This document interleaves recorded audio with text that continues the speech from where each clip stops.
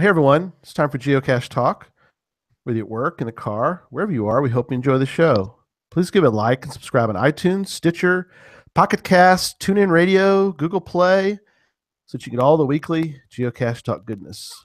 Big thanks to the Travel Bugs for the music and our patrons, Demon Hunter 2, Aggie Jedi Master, Electric Water Boy, Joshua, the geocaching vlogger, Cashly, One Kind Word, Ravenclaw Tia, Shermanator 18, Butterfly Girl, Loon Trackers, the Aussie Geocacher, the Geo Gearheads, Sodak Zach, the Deadliest Cachers, Terrell 2, Neil Moore, Molly the Geocaching Dog, Team D&D, Geocaching Adam, Peachy 1276, the No Code Geocachers, Curiosity Girl, Tick Magnet, Marsipanic, Bricker John, Fire Safe, Doc Firewoman, FS Sabero, Geo Rick, Cache Addict Mel, Geocaching Janji, Geocaching Junkie, Sir Drumalot, Janice, Tricasius, Tom Frey, Rugels, the Bruce Zero, EGK PBR, Kasamaya, and our new patron, USMC Master Sergeant Barry. Salute to you, sir. Thank you for being a part. If you'd like to become a patron, head on over to patreon.com/geocache talk for more details.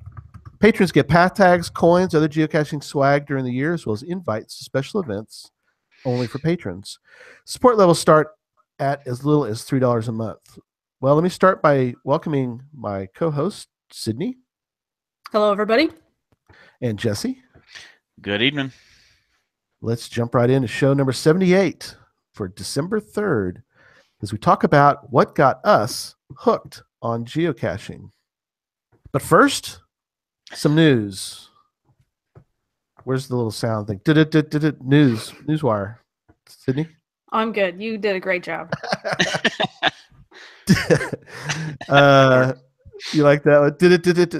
Just off the wire. Hot off the press. No, it's not hot off the press. But we do want to mention that we got the 2 new souvenirs coming up. The reason I'm mentioning it, the fact that it's the end of the year, is because of events. And if you want to publish an event, you've got a couple weeks to get your events ready to go. So are you guys going to host some events for the Celebrate the New Year to get your 2 new souvenirs? Are you going to go to some, or what y'all's plan?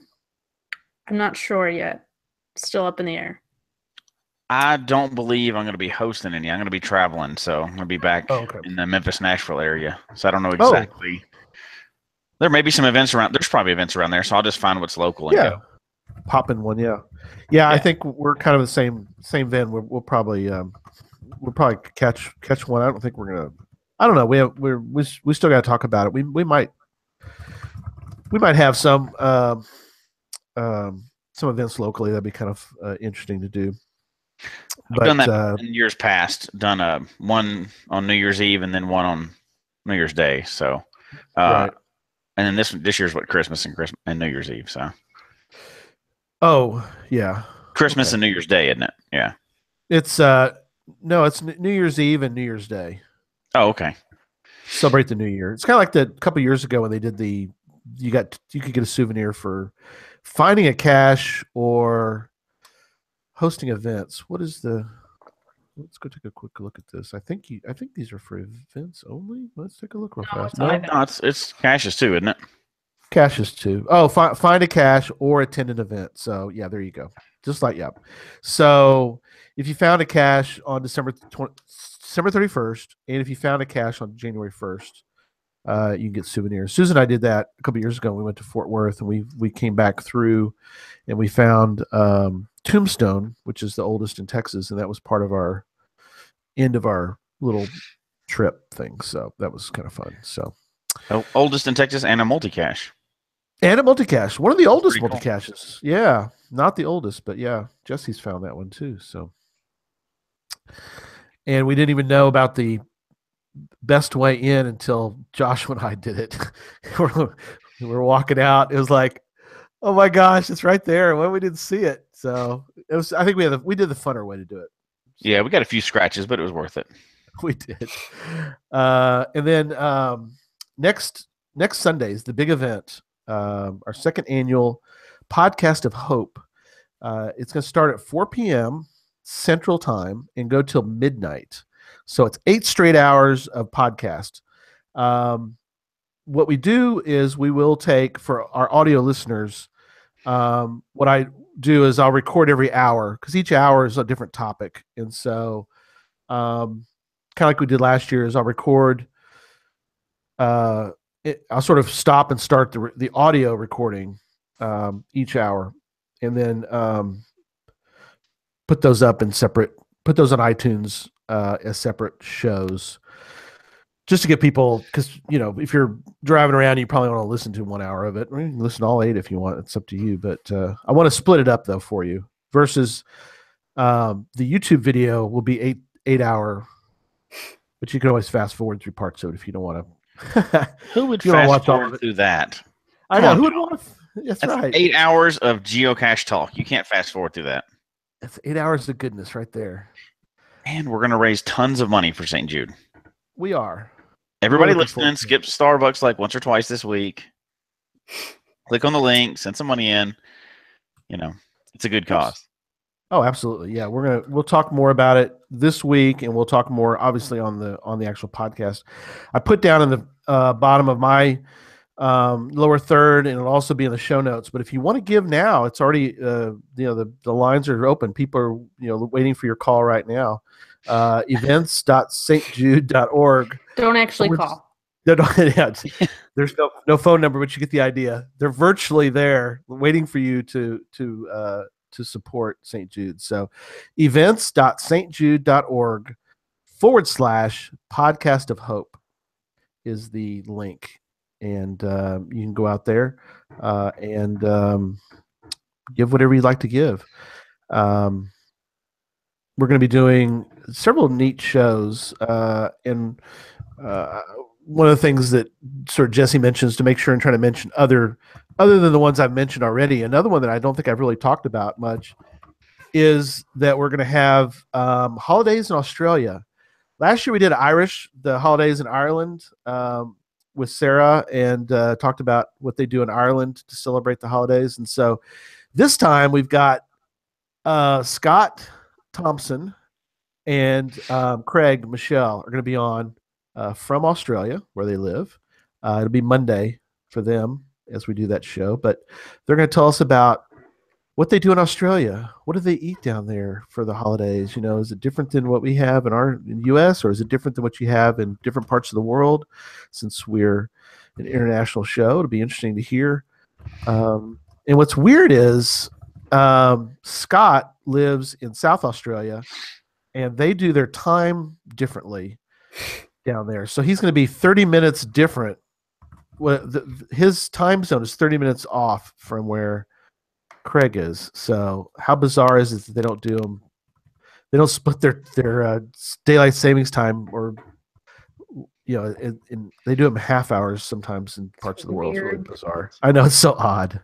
Everybody should just adopt Jesse time all over the world, and then it'd be good to go. And then we don't have all this 30 minutes ahead and stuff. Exactly. It's worked for me my whole life. Exactly. Just go ahead and get on board, people. Right. We're going to talk about holiday books and movies. That's always controversial, the movies part. Is it a movie? Is it a Christmas movie? Is it not a Christmas movie? We'll discuss. And then we are going to do one called It Is About the Numbers. So Zach is going to be on for that. And Christy, Memphis' wife, is going to be on, as well as Jesse, for the It Is About the Numbers. That should be interesting. Because is it or is it not? So I can't tell the answer yet. I know we can't. You have to hear it. 8 hours, jam-packed night. Again, you can go donate now. You can donate the night of, and Joshua has a special thing he's going to be doing. So if you want to donate during the 2-hour vlogger roundtable, he's got some prizes that he wants to give away to a lucky winner. So stay tuned for more on that. All right. What got us hooked on geocaching? We're going to start with Sydney. So Sydney, what got you hooked on geocaching? So I've been thinking about this all week. And I can't, thinking back to like my first month or so, there's not one cache that was like, oh, this was the greatest cache ever. So it's really hard for me to pick like what exactly it was. Right.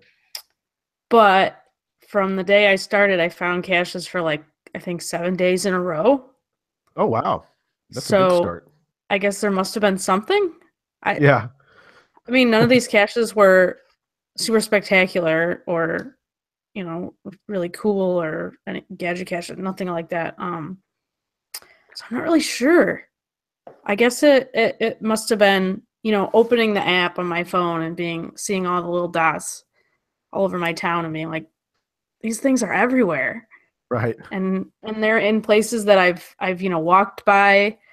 They're right down the street in the park by my house. And I just had no idea they were there. So it's kind of like, you know, it just kind of blew me away that how did I not know about this? Like I was kind of like, I'm so smart. How did I not already figure this out? Right. And I like to think I'm pretty good with the technology, but it never even dawned on me. Like there are all these times when I had a smartphone for a long time and it's just never even found it. So I was like, this is crazy. How did I not know about this? Well, but to, you know, like you're saying, it's not like it's not like you'd heard of it before. So, right. I mean, and I guess part of it that really got me was the whole secret society kind of thing. I found that part really interesting. Yeah, I mean, that's, in a sense, it's kind of a good thing maybe that not everybody in the world knows about it. I mean, it'd be kind of a mess, I think, don't y'all think? If it was, it would be. If it was like a, you know, Pokemon Go flash mob of 1 million people joining one weekend, it would be destroyed. Yeah. There's no way. We couldn't handle that influx of people at one time. Right.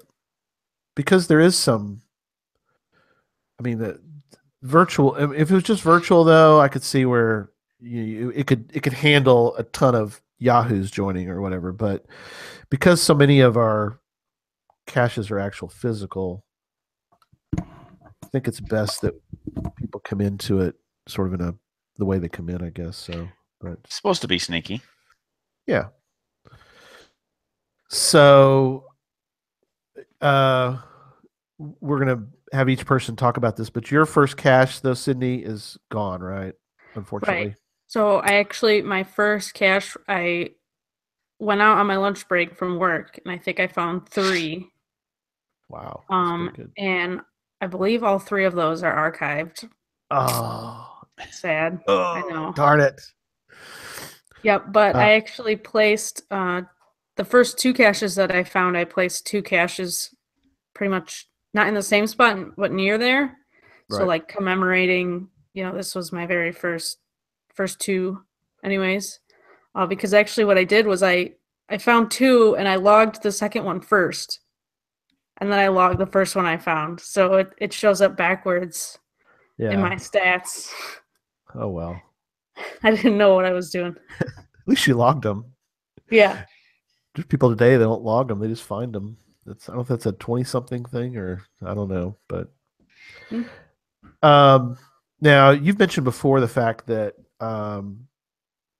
was it some of those first ones you found that had the historical aspect to it about the women's rights for your area or is that come about later? So the second one that I found was at like near a statue to like Elizabeth Cady Stanton and Amelia Bloomer and people like that you know had the historical meeting in Seneca Falls, New York, which is where I'm from. So I don't know if it might have been that, but I really don't think it was, because over the next couple days I found caches like along a trail near my house and stuff like that. So I don't really, that's kind of an interesting part, but I didn't find a whole lot of caches like that in the beginning. I was just kind of finding everything basically at that point. Now, when you first started, were you dating Glenn at the time, or was that before? Yeah. I was, but he was working nights at that time, so I was kind of going out, when he was at work or during my lunch. And then on the weekend, I think I said, "Hey, let's go do this thing that I found out about." What did he say? I'm not sure. I don't remember exactly.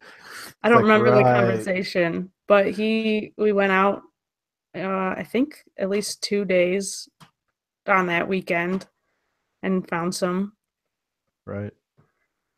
I don't know. He didn't. It's funny. I don't remember what I said or like how I found out or anything. Right. Oh wait, yes, I actually do remember. Now I remember. Because about a week before I started, we were going camping with my family. Right. And I was just like looking up things to do while we were there, like what's there to do in this place. And one of their things was on their website said geocaching. I was like, what is this? I don't know. And then so I looked it up and I downloaded the app, but I didn't know about like saving offline or anything, and we didn't have cell phone service there. Oh no. So we didn't actually get to find any because I was like, oh, I don't have cell phone service, so I don't think it's gonna work. So we actually tried to find some while we were there, but like I said, it didn't work. So right. So we waited a week or so after that. That's cool though. You were, and what was it about it? Do you think that you? What? I don't know. What was it about finding them? I think. Let me step back for a second while you think about that.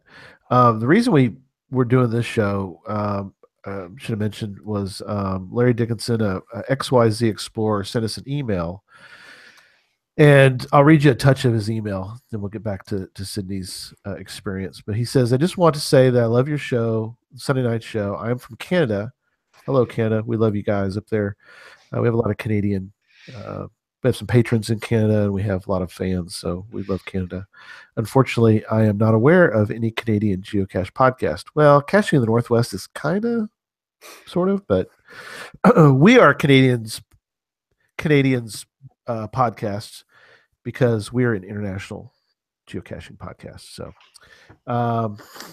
he does a suggestion for this show. He says, when was the moment that you got hooked on geocaching and decided that you just had to continue? For me, it was about, he talks about his experience about the fact that he found this one on a trail he'd passed 100 times before walking his dog, and he'd been told about geocaching from a friend, and then got excited about it. And so he's been able to find quite a few while he was out walking his good puppy dog. So he dug out an old GPS, loaded a few caches, and away he went. So when he found his first cache, he was like, look, here it is. It's exactly where it says it's supposed to be. Mm-hmm.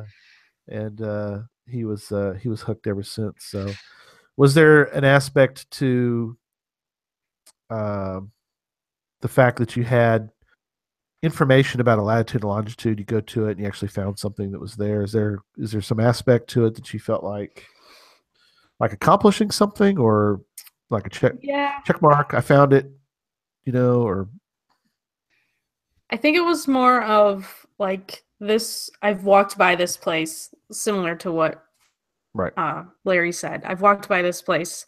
I've lived in this town, almost my whole life or whatever. And I've walked by this park so many times, and this thing has been here for years, and I had no idea. That was kind of, and then not everybody knows about it. Like that, I think that must have been it, like the whole secret agent, kind of thing. You mentioned in the notes about events really interest you. Yeah. So I went to my very first event, and I didn't really talk to anyone. I had no idea what I was doing. But that was like weeks after I started. But then I started hosting like a monthly breakfast event because I noticed there was one up in Rochester, so there should be one where I live because it sounds like fun. And I did that for quite a few months, and it was really good to see, so many people were interested, and they were saying, are you going to have one next month? And then when's the next one? And people bringing their coin collections and discovering trackables. And this one guy that lives near me, he has a very large coin collection, so he would bring like a couple different ones every time, and they're really intricate, and you know, that part kind of got me too, was seeing all the cool coins. But the whole travel bug thing kind of lost at least the traveling part. Right. Kind of lost on me after I realized, they don't go a lot of places usually, or they get lost. Yeah, I found that out pretty quick. Which is funny because you just had an event down in my area very recently and brought some trackables, and I took photos. I need to put that I discovered them. I'm bad about that. I need to get back on track on that. But I have a quote here. You didn't know I was going to do this, but I have a quote from my book from Sydney. Right here, Sydney, aka Shermander 18. What book is that? That's the Hide and Seek Life Lessons of a Geocacher, found on Amazon.com. Boy, is that shameless plug or what? But go buy it. You'll love it. Please, go buy it. Buy it. It's a geocaching book. How could it be? How bad could it be, right? Best kind of book. I know. So here's what she wrote. Before I found out about geocaching, I often felt very anxious in social situations. I kept to myself and hated actually talking to other people. When I started attending geocaching events, which you just mentioned, I found out how fun they can be and how great other geocachers are. I got to know many of the local cachers in my area and would now consider many of them close friends. I even started hosting events and so forth. So is that, do you feel like that was another aspect to it? Obviously you wrote it, but yeah, I mean, is there I the fact that remember that I said that, but for a lot of my life, I have felt very anxious actually talking to people. And obviously hosting these events helped me with that. And obviously now I'm talking live on the internet to thousands of people, millions of people. Yeah. I don't know about millions, Gary. That's a little exaggerated. Well, a little exaggerated, but thousands. I mean, we get a lot of downloads every month. I mean, but go ahead. Yep. Yeah. So I think, just having an event that's just for people that are interested in the same thing that you are, and that's, what you're there for and what you're talking about, it kind of gave me like, well, I pretty much know what these people are going to say, and we're not going to talk about stuff that I have no idea, because everybody's there to talk about geocaching. So, yeah, and that's us telling, talking about this on the podcast. I think it really helps for people because Sydney, you're talking to people that maybe they've never been to an event and they don't really feel comfortable with the idea of going to an event unless they, and so I think. What like you're saying is that, go to this event, even though you don't know anybody, give it a try. It's not going to be, geocachers are friendly and you're going to enjoy yourself. Yeah, absolutely. Because I know what that's like being afraid to go somewhere because you don't know what you're going to say or who you're going to see but geocaching events are different in my opinion, because you're all there for the same reason and you all enjoy doing the same thing. So I feel in that sense, you can always find something to talk about. Yep.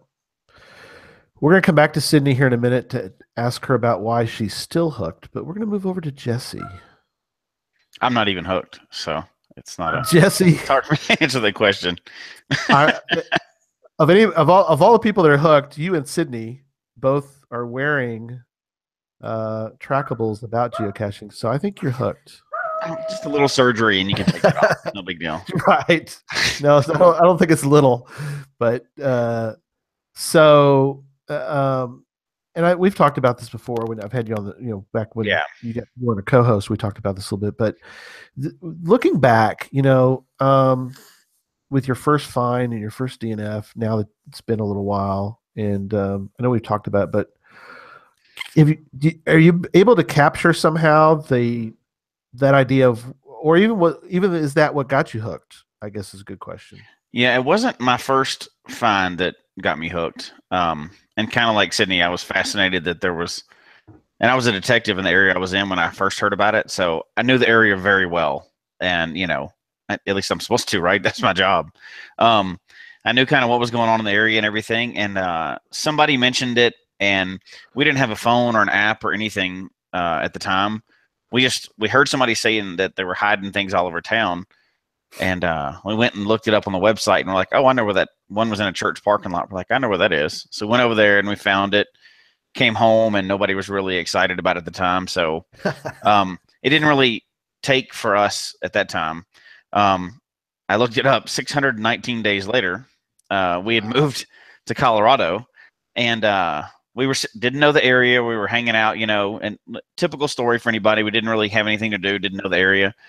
We started to find a geocache. We downloaded the free app at the time and went to find one. And actually what helped us is we didn't find it. We could not find that first one, which embarrassingly, I did go back and find it later, and it was very obvious. But that's a cool thought, though, the fact that you didn't. Yeah, so DNF is what got us hooked. So isn't that crazy? A DNF. Because actually it was 3 DNFs in a row that day. But we didn't even know how to log a DNF at the time. We finally found one when it was getting dark that day, but it was, for us, it was, we're intrigued by the fact that it was, so instead of now knowing the area, we didn't know the area, and it was a good way for us to get out and play. And the best thing that could ever happen to us is we couldn't find that first one. If we'd have found that first one, we never would have been in geocaching at all. We're a very competitive family, so the fact that we couldn't do it, that definitely had to be the moment that we actually got interested and hooked from that point. Although we didn't jump in and go crazy, but we did find more than 0. So yeah, in the previous year. So we skipped that previous year, but we jumped in and started finding it. It was that cloak and dagger, that secret stuff that you're going around and doing something. That was fun for us. It was like a neat, like a neat movie or a neat game that you get to play, and not everybody knows about it. And we didn't know anybody, so as far as we knew, nobody in the whole area knew about it. Now, your time with as part of law enforcement, and we do thank you so much for your service in that area. Did you guys ever get an update or any kind of there wasn't any kind of like, this is what's going on in the area, you guys need to be informed of this so that you know what's going on? Or, I mean, not then. That was 2009.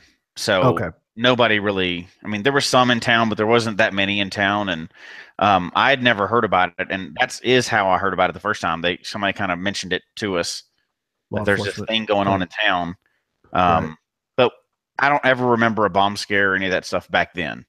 Right. That was long before 2011, and it was when I started back. And now, since when I went back and started the game and I was still in law enforcement, we did get them. We did get suspicious package calls, and people got more suspicious, in recent times. And but none at first. Did you guys take advantage of the? I guess geocaching.com tries to get law enforcement departments of different types accounts, free accounts, so they can kind of know or be more informed about what's going on. Or is that? Yeah, they take advantage of it, but in this police department that I moved to in Colorado, there was already a couple of cachers higher up in the agency. They kind of knew about it, and people that have been involved in the bomb squad from time, and all bomb squads know about it, right? Sure. So they kind of knew about it. So there was people around that knew about it, and then I became that person, and so everybody knows about it now. All law enforcement knows about it now. You have to be pretty new not to. Right. Something is coming up over time. Okay. Well, that's good. I mean, I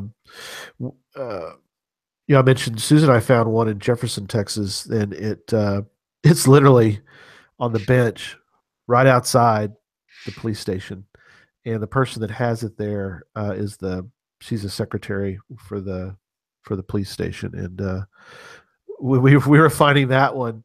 We're looking, we're trying to be stealthy, but we just want to get this and get out of here, because we're right here. We're in Leo territory right here, buddy. We need to get it done, Susan. We need to get out of here. But we weren't very stealthy. So an actual police officer came out and goes, "You looking for the geocache?" It's like, yeah. Yeah, you're in the right area. So yeah. And so he's the one that told us about who it was that did it. So it was kind of funny. It's like, yeah, I guess we are. We were. I found a few at police stations now in a few different states. That's great. A lot of times they have them there now, just as a community relations tool, So right.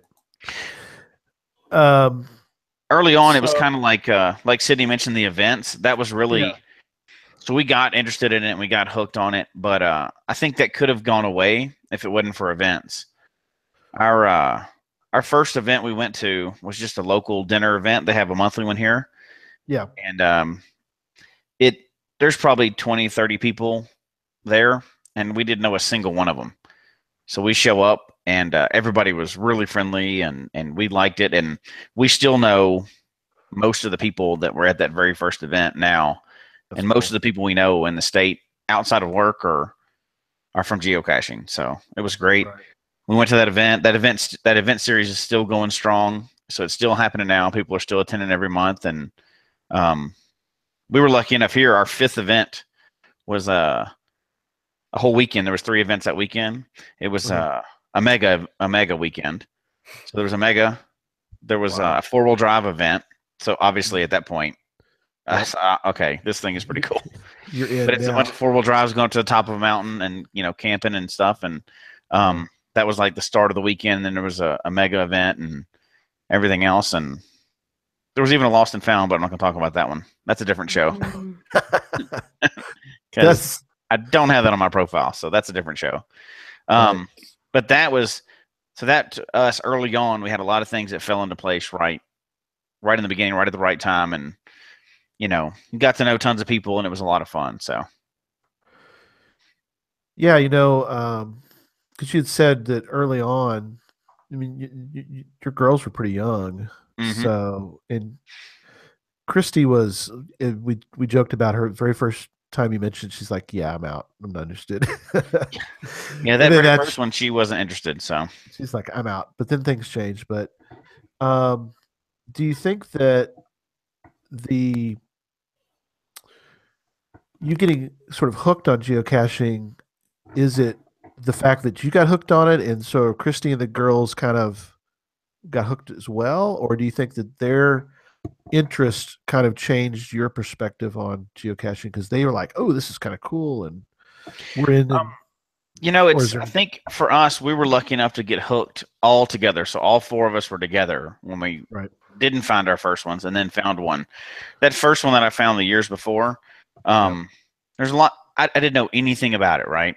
And it was an LPC, and it was just like a prescription pill bottle with nothing fancy in a church parking lot. There's nothing adventurous about that would really – I didn't even know how to sell it to the family at that point, right? Later on, when we're out here and we have a new area, we have a reason to go out and do it, and all 4 of us got hooked together. So I think that's what – if it was one of us, it may not have ended up the same. Right. We did it as a family. We've done it as a family ever since. So, yeah, and you're kind of in an area of the world that, in a sense, wherever you go. I mean, Sydney and I have both been to Colorado. It's like it's so gorgeous up there. It's like even an LPC is kind of like, well, just look around. You got the mountains right there. So, I remember that first event for us. It was about the mountain. We're sitting there at this event. Everybody's talking kind of, and at this point, it's still really a in-town game where you find little magnetic things around and stuff like that.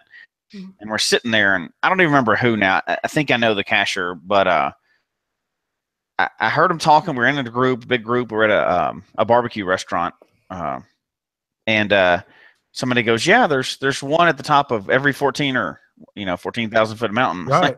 Wait, what? Back up over here for a second. Who says that? Turn around. Come on. Which ends up actually not being true, but it didn't matter. At the time, it didn't matter because I thought it was. And now we're talking about adventure, right? And I don't even think at the time, I think we had the free app, so we couldn't even see those anyway, right?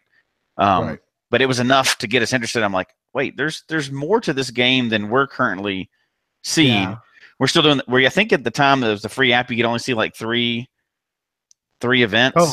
Or no, not 3 events. I'm sorry, 3 caches. Three difficulty. 3 closest caches is what you could see. Oh, that's true. Yeah, that was that free app, and because we started with the phone, we didn't start with the GPS or anything. So right.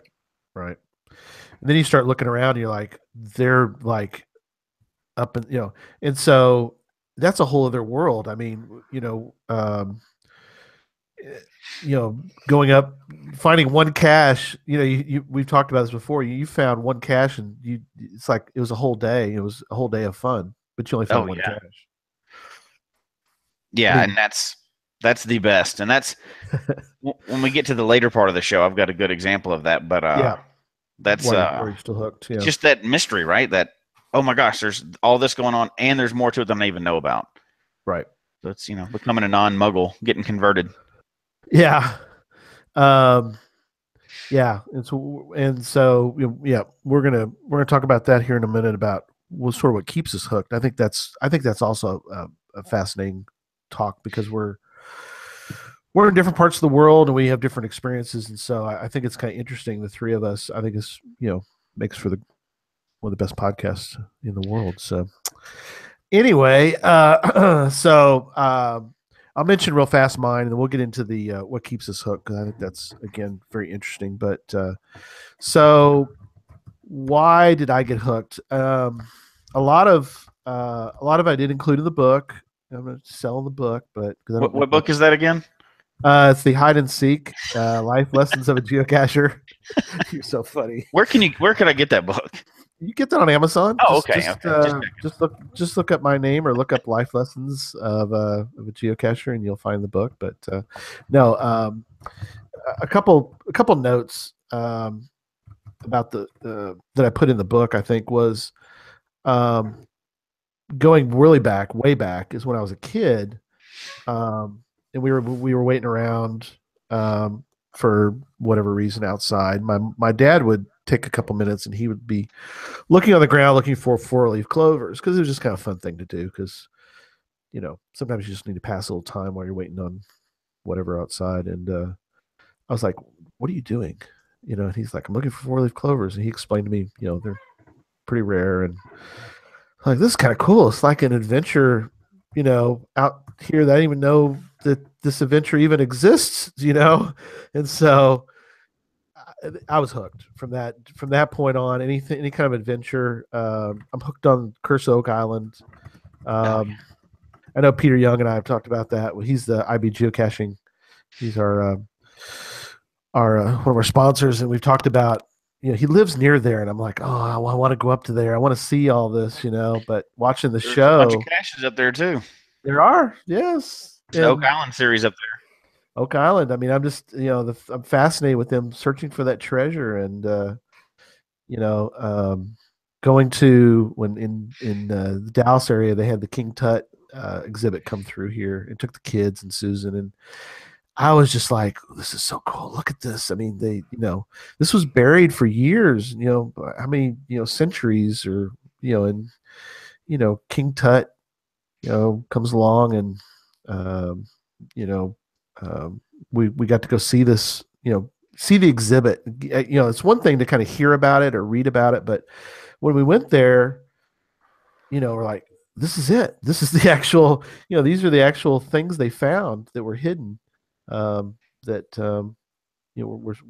so it's kind of like a treasure, it's a treasure thing. That's kind of the way I've always looked at geocaching. Is it really is? It's a modern treasure hunt, and just being fascinated by the whole process.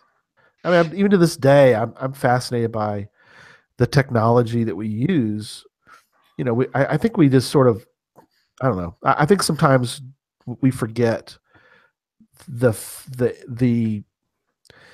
fact that we can take our phone even today.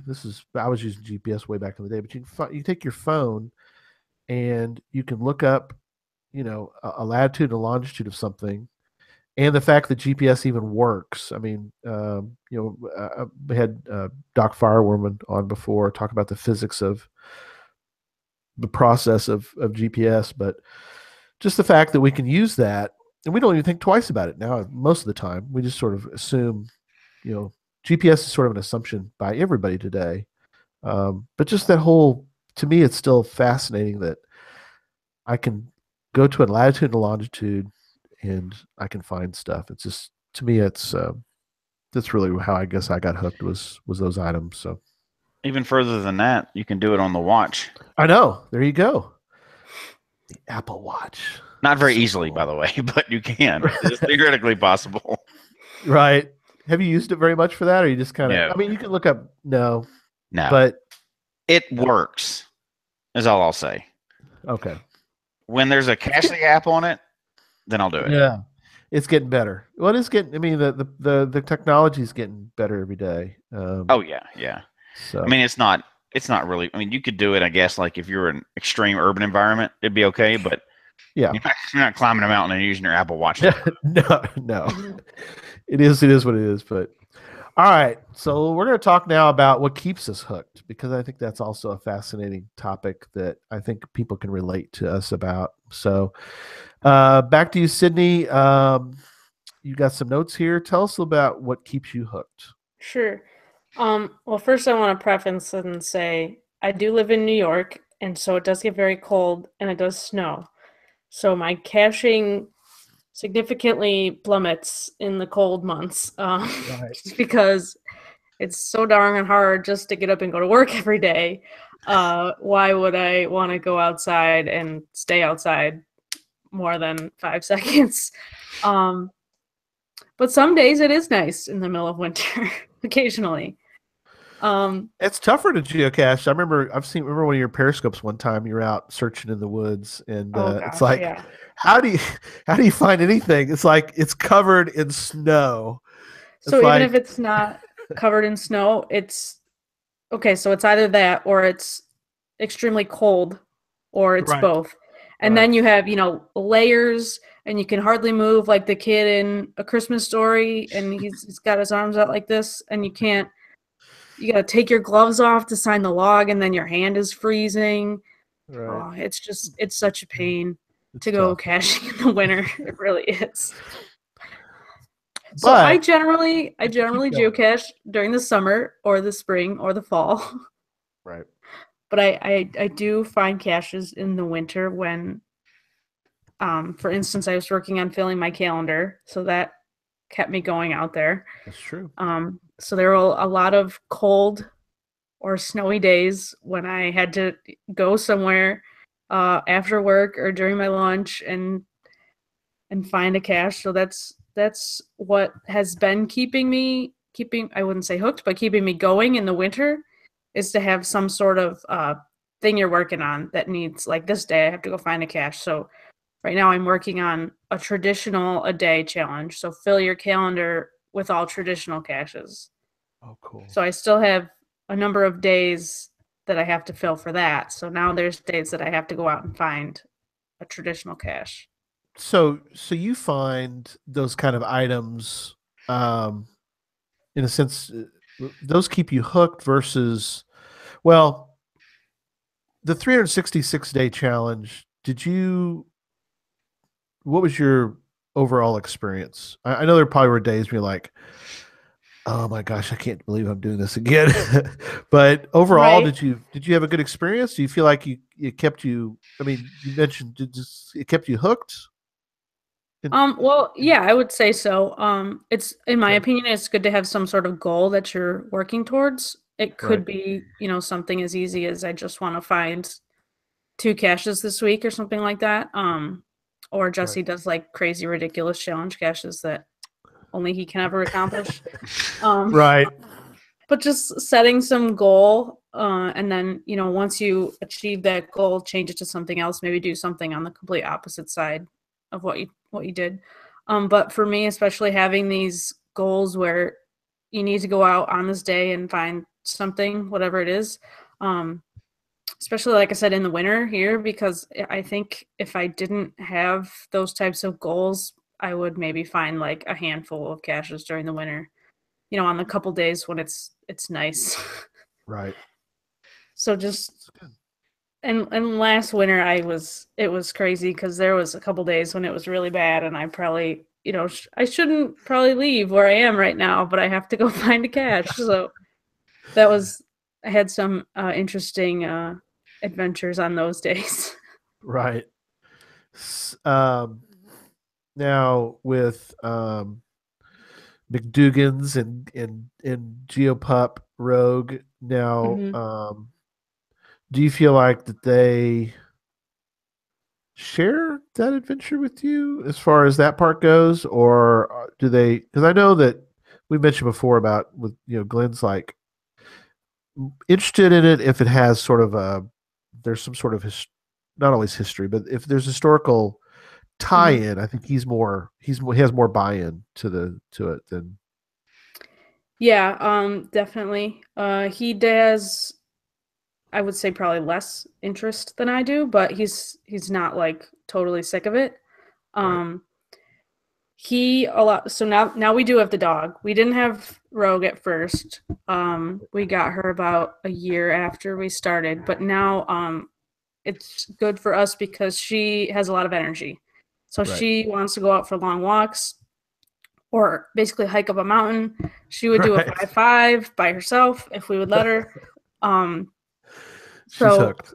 Yeah, but she's not really interested in finding the cache. She just wants to chase squirrels and stuff, but Right. She wants to be out. Yeah, it's funny because for those who don't know, Rogue is my dog. I see this question in the chat room. Rogue it's not my child that's chasing squirrels or anything. She's a dog. No. We went out to find a cache today, just me and Rogue, the dog. I get to the cache and I have her leash in my hand and she's wrapped around a tree and I'm like, "What are you doing? Come over here. You have to don't go around that tree because I can't walk over there." And so I'm reaching for the cache and I have her pulling this arm this way and I'm like trying to pull this pill bottle off the tree or whatever and I'm like, "No, just come on over here." And she's not so interested in the actual like signing of the cache or putting the cache back. Yeah, she doesn't care about that part. So it's always an adventure with her. It usually takes 2 people to go geocaching with Rogue. Like I said, because she is just all over the place. She's running around. She's chasing squirrels. She doesn't want anything to do with, standing still, basically. So Glenn usually handles the dog. Right. And I do all of the formalities of finding and signing and replacing the geocache, basically. Is how that works. So he has a lot. He has her that he has to deal with. So he's usually getting pulled all over the place. So he has a lot of other, obligations to attend to usually. So, when you recently went to DC, because Washington DC is kind of a different animal as far as geocaching goes. It's, I think, pretty much all virtual, unless you're probably outside of the city limits or so. You probably can get back to traditional caching. But do you feel like that kind of, because I know we've joked about you're sort of, you love earth caches. Mm-hmm. You love these kind of other items. Do you feel like that's another thing that kind of keeps you interested? Is the trip to DC? Is that sort of an example of? Right. So that was a fun trip because we didn't have the dog. So it was nice to be just people for once. But that was a good trip because we weren't just doing geocaching. We went there for a completely different reason. But I made us do geocaching stuff because why not? Right. And Glenn is very into history. And so he wanted to go to the National Museum of whatever it was that we went to, Natural History, I think it was. Right, Smithsonian, probably. Yeah, one of the Smithsonians. And so those are cool. And then, mostly all of the memorials have a virtual and or an earth cache. So, you're kind of seeing all the touristy stuff, but then you're geocaching at the same time. So that was a fun experience for us because he was actually interested in what we were doing. And he just walked in for a second there. I was like, what's going on? Get his take on it. No, okay. Yeah, he's like, you're talking about me. I know it. I can hear it. Yeah. But so it was fun doing the tourist stuff. But and you didn't have to be sneaky either because they're all virtual. So you were just like looking at all the historic stuff like everyone does in DC. So But you're catching geocaches at the same time too. Yeah. Yep. It's and cool. DC is a whole lot bigger than I ever remembered. Takes forever to get all the way down that national mall. It's a lot of walking. It is. It's good. There is an easier way to do it, though. I heard after I went there, Jesse sent a video of him on a Segway. We should have done that. That would have been fun. Exactly. That was a good way to geocache. Good way to geocache. All right. So Jesse, tell us a little about what keeps you hooked. A few things, but Sydney kind of touched on one of them, like DC. You know, you're talking about DC. I was actually there the week, like the other end of the week that she was there. I think there's only like a week in between the days that we were, in DC. Right. And I wasn't there for geocaching. I was there for a work conference. And but we got to go geocaching by Segway, and there was virtual caches around. They were tied into history and stuff. So that was a lot of fun. And one of the great things is you can do it anywhere. So I'd say our family, as much as we're into geocaching, we're geocachers second and travelers first. Right. But we get to geocache wherever we travel. It's rare that you get to go somewhere and there's no geocaches somewhere around, right? You've probably gone to the wrong place. If you're there. So there's something wrong. So I love that part too, because we'll always be, if geocaching never existed, we'd still be traveling forever. And now we have this game that we can take with us, and it's a lot better than the license plate games that you grew up with, That's true. But I guess probably what's kept me and us geocaching is a little bit different. So for me, it's the adventures that you can get into. In the last year, we mentioned DC. I started off the year by going down to Florida and kayaking in the Everglades and seeing alligators and doing great fun caches while we're down there, and renting a boat and going out to an island that had a bunch of history tied to it and stuff. And we've done, gone in caves and hiked up mountains and crawled through tunnels. That was kind of a turning point for me, because all of us, or at least me anyway, I assume we all do, all of us want to be in a place where we think we're a cross between Indiana Jones and Sherlock Holmes, right? That we're going to figure everything out, and we're brave enough to go do all these crazy things. So the first cache that ever really opened my eyes was it's archived now, unfortunately, but it was one called Wormholes. And I put it in the notes too. It was the very first 5.5 I ever did, and it took a dozen of us all day long to do this cache. It was all underground. There was a bunch of in like water tunnels, not like sewer tunnels, but water drain tunnels. There was a bunch of these ammo cans bolted all throughout this series of tunnels, and you'd have to go and find them and open them up, bring them all the way back out, and sit and work as a group on figuring out the puzzle to find which tunnels and turns to go into next. Wow. And it took us all day long. And that was the first thing I'd done like that, and hooked after that point. I was like, oh my gosh, this is so much better than walking up to a bush or something.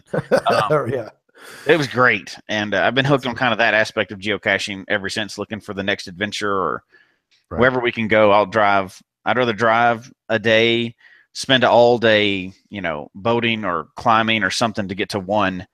I'll have so much more fun than I will a lot of times doing other stuff. But that's the adventure that's possible kind of keeps it fresh for me. But because you're finding one, but yet the whole adventure is worth it's the whole day, it's the whole weekend or whatever. It's worth the one versus people who, nothing wrong with it, but their ideas, they want to do 50 or something in a day. And that's a whole other way to do it. But yeah, it is, and there's nothing wrong with that. And that's probably my second most favorite aspect of the game for me personally, is that if it was only that, you would do it like 6 times a year and it'd just be an outing that you did, right? But there's so many different ways to play the game. You can go out and on a Christy and I'll go out on a day and find 45, 50 or whatever, and we call geo dates and have a lot of fun. And we didn't use any special tools or anything. We're just playing, jumping in and out of a car, and find a little greasy spoon somewhere and having fun with it. But you can find, when you're tired of doing that, then you can go do something different, because there's There's even ones about geology if you get really bored. So there's all kinds of caches out there that you can do. Is that a shot at Sydney for the? I had to throw one in there, right? But as far as I mentioned earlier that we kind of cache as a family. We started that way, and we still do it again. For the family, it's events. We love the events still. We love going to them. We love traveling and meeting new people, meeting new geocachers wherever we are, and the events are a lot of fun.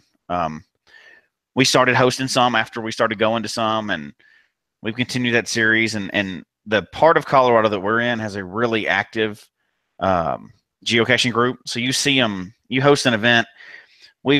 I've even tried to host events to see if we can get one to where nobody will show up. It didn't happen. We've done them at midnight. We've done them in the middle of the water. We've done them on top of mountains. We've done them everywhere. And you'll never have one here that nobody will show up for. Right.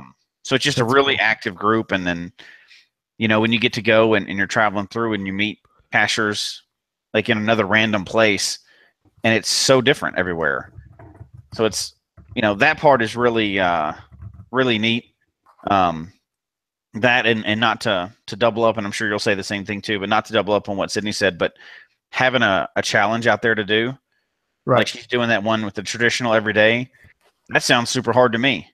She was joking that I would do some crazy ones, but that one sounds super hard to me because in my area, I'd have to travel a good bit to do that. It would take kind of cleaned out, right around where I am. I'd have to drive an hour every day probably to get that done. See, I just moved, so it's all good. Ah, cheater. See, it works out for her. So last year when I was filling my calendar, I, scraped out that area I was living in. Now I moved somewhere else, and I have new caches I can find. But every challenge is different, right? There's I put a couple in the notes, but there's a challenge in the notes. You have to find 100 Earth caches and 100 virtual caches. Ouch. Working on that one? GC7 FENW. Yeah. Out of all the normal types, not webcam included, that one's obviously impossible almost.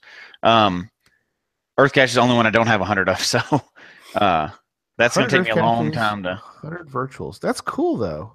I like that idea. But that's a cool one because you get to go and you're going to be trying to pick them up when you're traveling through somewhere. It gives you something to focus on. Oh, yeah. But, and there's other ones, like the 100-5-5 challenge. That's kind of what's inspired my whole goal, and we're not getting into goals for this year, but my whole goal for this year was based on a challenge that we saw somewhere else. So, wait, that's GC7 DY8Y. Mm-hmm. Is that one? Is that one that we signed down here? No, that's what was that one we signed? I'm not sure where that one is. We signed one down there. It wasn't 100-5-5s, was it? No, it was. It was a 5-5. 10-5-5s in Texas. Yeah, that was cool. I haven't done it yet, but I signed the log. I just can't. I was luckily able to finish that one, so because I'd come through Texas before and done a few. Yep. So that was great. But that's fun challenges, right? I mean, it doesn't matter what it is. If it's traditional every day or, finding a streak or 366 days in a row, it's something fun to do. Yeah. And there's always a new challenge out there that you probably haven't heard of before. There's infinite one. There's almost, I would say infinite, but there's a lot of them. And then I like the aspect that you're kind of have gotten into as well, is the fact that if you don't see it, create it.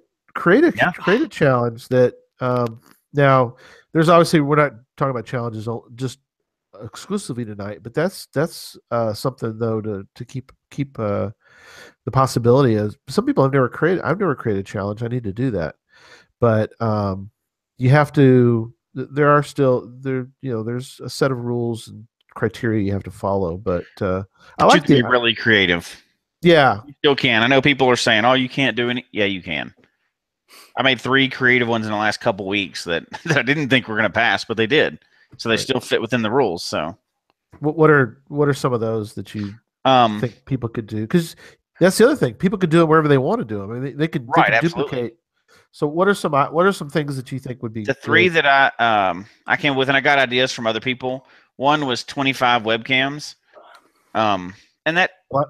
sounds like it's kind of hard, but that's not as hard as 50 states, right? So it's a doable challenge if you're traveling and you get them, and because according to the rules, once you sign it, you've got the rest of your life to qualify for it. Right. And then I did one that was not super complicated, but it was around 5 5s. You had to find them 5 different types, 5 different sizes, and in 5 different states. Oh wow! 5 5s. City's like, no way. I don't even have one. Have instantly done it. It's something to shoot for, right? To take time and everything else. So I'm gonna go for 1 first. We'll set the bar there. There you go. And then once I get 1, maybe. So could you create a challenge like that, Jesse, where you do it would have to be just 1 5 5 in 5 different states? Yes, because there's a bunch of those out there, and 10 states and stuff like that too. I think I've got one that's 5 5 in 10 states. But yeah, you could do just 1 in those 5 states. 5 in 3 states. Yeah, absolutely. So it's because as long as it's verifiable, right? That's the whole trick now. Is verifiable, enough of a challenge, appeals to enough people, and you've done it. So you got to, you have to do all those things too, of course. Sure, of course. And then the third one was nothing like that at all. It was, and I completely stole this one from another person. I saw it somewhere else, but I thought it was a really cool challenge. It's not a hard one if you've been caching for a little while. It's the 100,000 word challenge. So the words in your logs and your found it logs have to equal up to 100,000 or more. Wow. So that's GC7GGEX. And that one's not mine. That's the one where I saw it from originally. Right. But so, that's like the anti-TFTC challenge, right? Right. Yes. But I guess some people could still do that if they found 100,000 caches. They could. 1,000 words. Wow, that's cool. But those are 3 different challenges that are completely different, and not. We don't want to get into a challenge show, but but still, it just shows how fresh you can be with geocaching and do different things all the time. You could only find traditionals for the rest of the time and still have tons of stuff to do. Mm-hmm. Yeah, that's something that I think for me, as I mentioned before, still fascinated by the whole thing, and very much like you, Jesse, the whole geocaching friends or events is huge. I think for us, the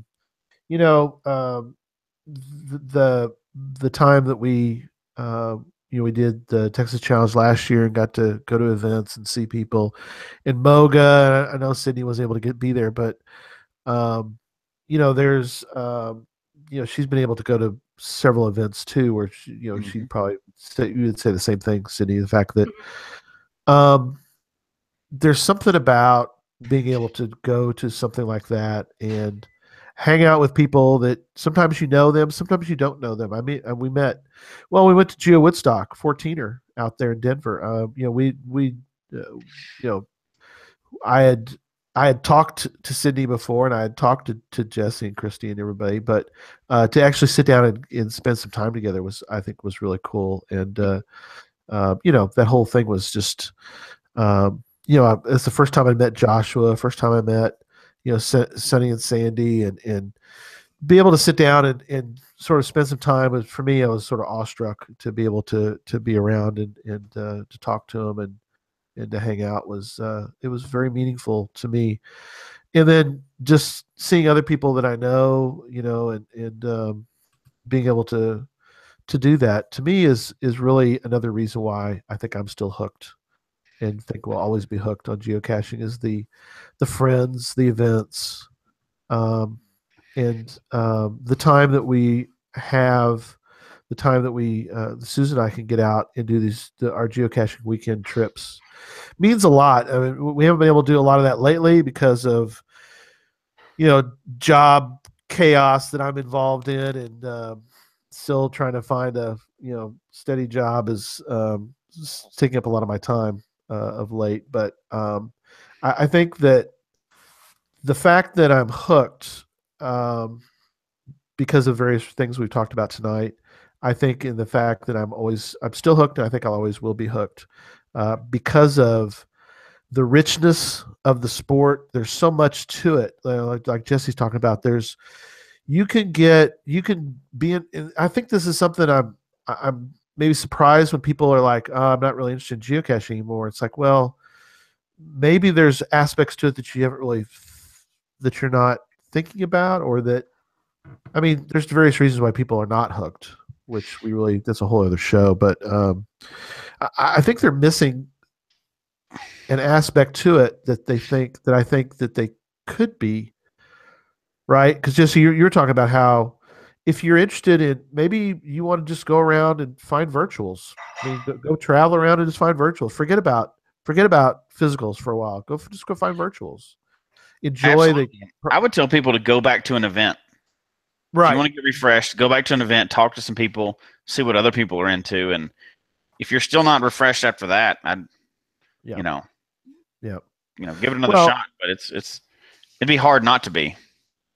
I agree. I mean, I'd say go to a mega if you can. I know some people are not comfortable going to a mega, but we met some folks from Moga that it was their first event. They were, in fact, we hosted the one, if you remember, Jesse, when we for the show, and we had some folks come from Nebraska, and they were fairly new to geocaching. And I think, though, that just watching them interact with other people and kind of feeling more comfortable, and you kind of see that, you see people who, I think they go to an event like that and they're just really fired up about the sport because they're seeing other people, like you're talking about, how they're like, oh, wow, I had never thought, and they start talking to people and they hear about, hey, I'm kayaking and geocaching. It's like, oh, really? You could find caches. Well, because we love kayaking. I don't think people sometimes put things together, maybe, that should. No, yeah, I think you're right, and you don't think about those things until you talk to other people, and it's fun. Having been in the game a few years, it's fun getting to see people get excited about those same things we got excited about when we first heard about them. Right. Right. We dog out LPCs all the time, and everybody does because it's a joke if you've been in the game for a while, right? But when you first figured out that those things lifted up, it was cool, and you first figured out that bolt and the guardrail could actually be a geocache instead of, and could be fake. Yeah. That was amazing at the time. Right. To me, it still is, but maybe I'm just a naive or a very naive cacher maybe, but I still think it's fun as well. I think it's great that this game is in front of everybody else and people don't realize what you're doing, and they just think you're playing Pokemon now, but this is a whole other show, which we're going to talk about next week on Podcast of Hope. We are doing the other games is one of the hours.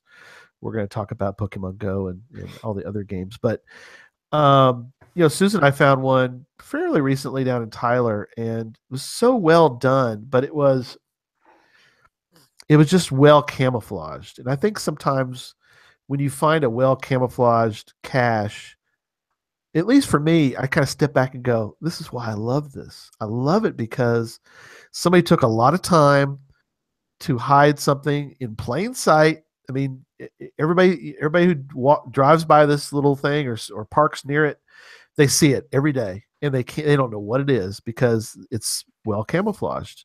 Unless you're a geocacher, and then you find it, and you're like, I found it. It's like there's something about that's just. It's hard to describe to people the joy and the that aspect of it. That, well, it even something about it's the like you're saying, Jesse, you go up a mountain, and it may not have been some of the older caches. You go to Tarryall. I mean, now, again, granted, you can drive pretty close to Tarryall now, but if you didn't drive close to it, let's say you took the adventure more from an aspect of hiking, you're up pretty high, and let's say, you don't take the normal paths. Let's say you came from I think if you come from the west, it's a little tougher than if you come from the east side of Colorado, but just for sake of argument, let's just say we'll use that as an example, that you did hike a ways to get to where Tarryall is. So you hiked out there. It's gorgeous. You get out there, you find it.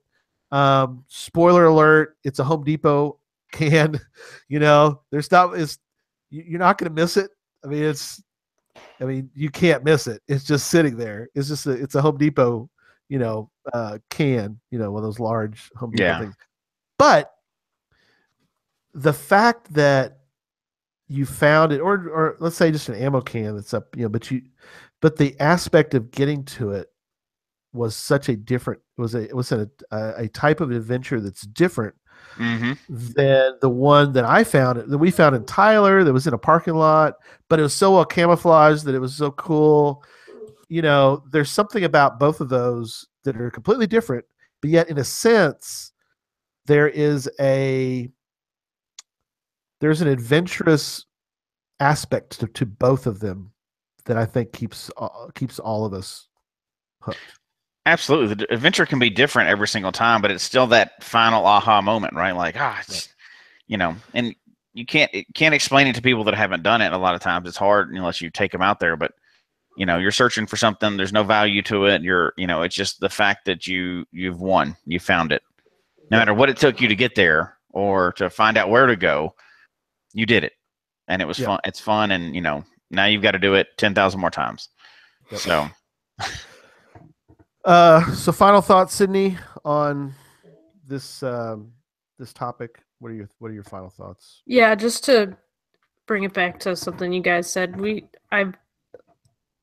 geocaching has given me both a good reason to travel and something to do when I'm traveling. So I've always wanted to see all 50 states and do all this kind of stuff, and geocaching has kind of added a bit to that. So I think that's, if we're going somewhere or somewhere I haven't been, I'm always going to make sure that I'm going to find a cache there just to say that I did it or put it on my map or get the souvenir or whatever it is. So it's just, something that is keeping me going, is traveling and meeting people and going new places. Very good. And Jesse? Yeah, that puts it pretty perfectly. Traveling is awesome. Geocaching is a great game, and I think we each got hooked on a little different way. And but I think we're staying hooked kind of for the same reasons, right? It's still an adventure. There's tons of different things to do. We love meeting new people and stuff like that, especially that share the same game as we do, and we can do it. It's a worldwide game. So it's adventure. It's great. If this is kind of off topic for the show, but you mentioned it. If you start losing that fire, go talk to some people. Go get out to an event, talk to some people, and see what gets them excited. And you'll get all fired up again. And set you some new goals and new challenges, and keep remembering what that adventure is, and why we're hiding Tupperware in the woods, and while we're tattooing ourselves up and racing out the door based on a notification to beat other people to that Tupperware and get that fresh adventure in again. It's a lot of fun. I love the continued adventure of it. Yep. Yeah, there's a spark. And something else that I think people could do is, if you're kind of losing that, is watch a Periscope. Watch See My Shell, who's a crazy man who does this. He does a Periscope every day. Watching him is it's infectious. It really is. Or other people that Geopol did one today. They were at a Christmas. It was a Christmas geocaching event, but there's like you said, Jesse, just watch a Joshua video. I mean, that's something that really, I think, bless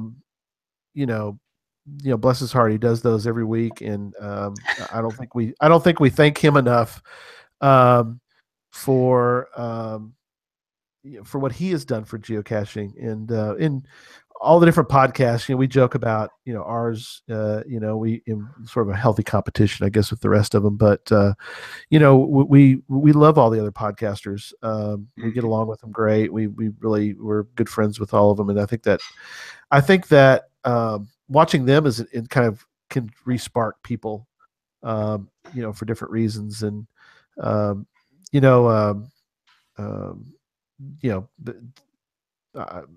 I do thank people who have sent us information about their adventures, and want to thank, as you mentioned, we want to thank Larry Dickinson for for bringing up this topic, because I think it has been a fascinating discussion to go back through. Well, it was fun to even think about what got us fired up in the first place, and what keeps us fired up now. So it was fun for us too. So yeah, no, I agree. I think that it sparks us. Next Saturday, our little group's going back out, and we're really excited. We have 17 caches. Doesn't sound like a whole lot, but they're all like difficulty 4s and terrain 5s, and they're really going to be a tough adventure. They're very oddball, difficulty 1.5, terrain 5. It's like I'm excited because it's parts of Fizzy that are like unusual that you may not see every day, and so I'm fired up about it. And just the time to spend with these guys that I enjoy. We give each other good time, good ribbing, and we do the whole huckle buckle, where if you don't see it first, then the pressure's on because everybody else is looking at you like, we found it, why can't you find it? And so it's like, oh dang it, I gotta find it now because they've all found it. I'm staring right at it. So, but then I turn around and do the same thing to them. It's like, I see it, why can't you guys see it? What's wrong? Have y'all never geocached before? What's going on here? So we have a good time with it's just all good fun. But anyway. All right. Well, coming up on the show, as we've talked about before, and we're going to talk about it quite a bit this week, and really tell people to join us next Sunday for our 8-hour podcast of hope, 4 p.m. to midnight Central Standard Time. We will be live. Come join us. We've worked, pretty hard to make sure we've got a good lineup of all-stars. Sunny and Sandy, probably the greatest geocaching podcasters of all time. I think that's unarguable. Will be on the show with us, talking about looking back and looking forward, and just hearing from them the wisdom that they have about geocaching, and really gets me excited. And we've got so many different shows and a lot of different cool people that are going to be on. Joshua's going to give something away. It's really cool, related to the Magic the Gathering. So you want to definitely be tuned in for that. So tell your friends. That's where it really becomes important for the people that listen to this show. Is we really need you to help us, because we can only reach so many people. But if everybody would go tell their geocaching friends, hey, listen to parts of next week, or come listen to at least part of the podcast of hope. And we're trying to raise $2,000 this year for St. Jude's and Children's Hospital, and trying to beat childhood cancer. So it's important to us, and it really would mean a lot to us if you would go help the cause by getting other people to come listen to the show. And I think they're going to find part of that spark that maybe they may have already, or maybe they don't have it right now. They're just sort of casual geocachers, and maybe we can get them more involved in the sport. So week after that, we're going to talk about favorite points. That's going to be a fun topic. Geocaching favorite points. And we've had some good fun time with that already, because Jesse took away a favorite point from one of my caches. So that's right. We're going to talk about. You maintain it and get it archived. That's right. You get it archived, and you get it taken away. But so that'll be a fun talk, and I'm fine with it. I was just it's fun to, again, it's a fun topic to talk about. So, and then in 3 weeks, December 24th, may just be me, but we are going to do a show 81 Christmas special. It may not be a very long show, but we are going to do a show Christmas Eve. My family will probably shoot me if I'm on too long, but I think we'll do a short version of that show number 81. So, all right. Well, we hope you enjoyed the show tonight. Email us your comments at geocachetalk@gmail.com. Don't forget to follow us on Twitter at geocachetalk. Mine's at Gary Slinkard, one word. Jesse's at Memphis_Mafia. Sydney is at ShermanatorGC, and Facebook at facebook.com/geocachetalk. Show can be found on iTunes, Stitcher, TuneIn Radio, Google Play, as well as the Geocache Talk website. Don't forget to click on the subscribe button below so that you can see and hear the show on a weekly basis. Until next week, don't just talk about geocaching. Go get hooked, or even get hooked again, and go geocaching. Good night, everybody. Good night. Good night.